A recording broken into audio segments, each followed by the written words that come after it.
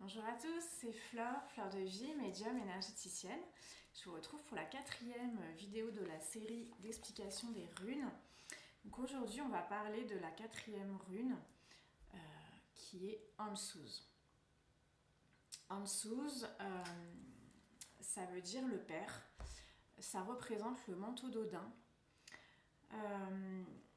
Et en fait, c'est une rune. C'est une rune très importante qui fait le lien avec la rune d'avant, Thurisaz, qui représentait plutôt la défense, la protection, la force instinctive.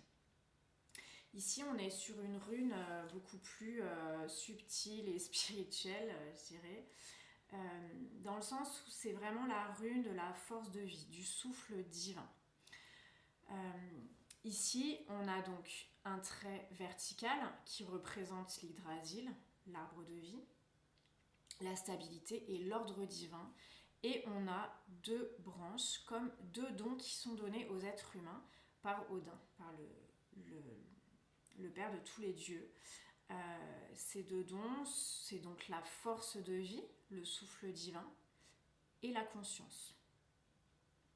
Donc là, on va au-delà de l'être instinctif, on ajoute cette dimension spirituelle dans la matière. Donc la rune Ansuz, c'est la rune de la communication. Alors à la fois tout ce qui est chant, musique, poésie, donc ce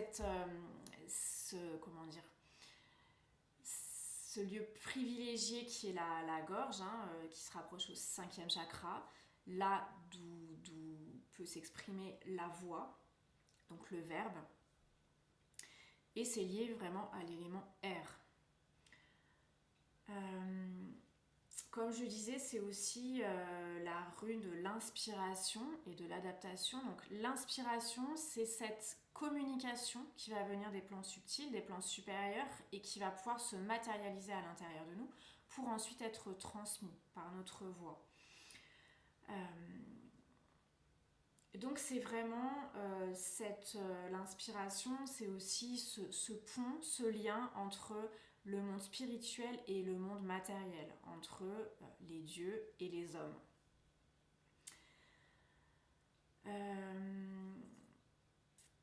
J'essaye de rien oublier parce que c'est vraiment une rune qui a beaucoup de choses à nous dire. C'est la rune de la communication, donc oui, ça je l'ai dit. Du coup, vraiment, ce lien entre le souffle divin et la conscience. C'est aussi la rune de tout ce qui est rêve, parole, enseignement. Donc finalement, Ansuz nous explique que tout ce qui va nous apporter un enseignement, un savoir, peut provenir de sources diverses. Ça peut être des enseignants physiques, matérialisés, ça peut être des signes, ça peut être des musiques, ça peut passer par des rêves aussi. Donc tout ce qui va être vecteur, tout ce qui va être un pont entre cette sagesse divine et nous-mêmes. On en vient aux annales akashiques.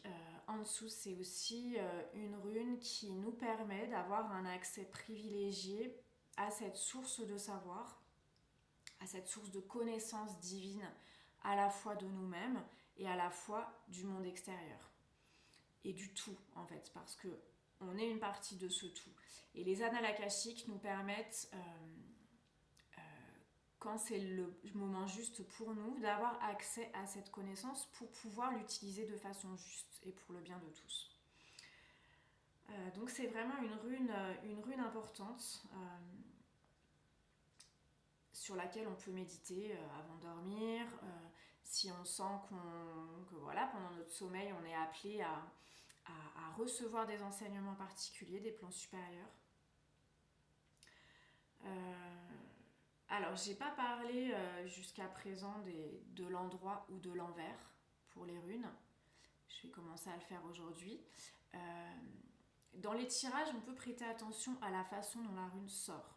Si elle sort à l'endroit, donc pour Ansuz, ça va être quelque chose de favorable. C'est-à-dire que les connaissances sont favorisées, le savoir, l'enseignement, les examens, le succès aux examens, le fait d'apprendre de nouvelles choses, le fait d'être inspiré, de savoir s'adapter dans les nouvelles circonstances, ça va être favorisé.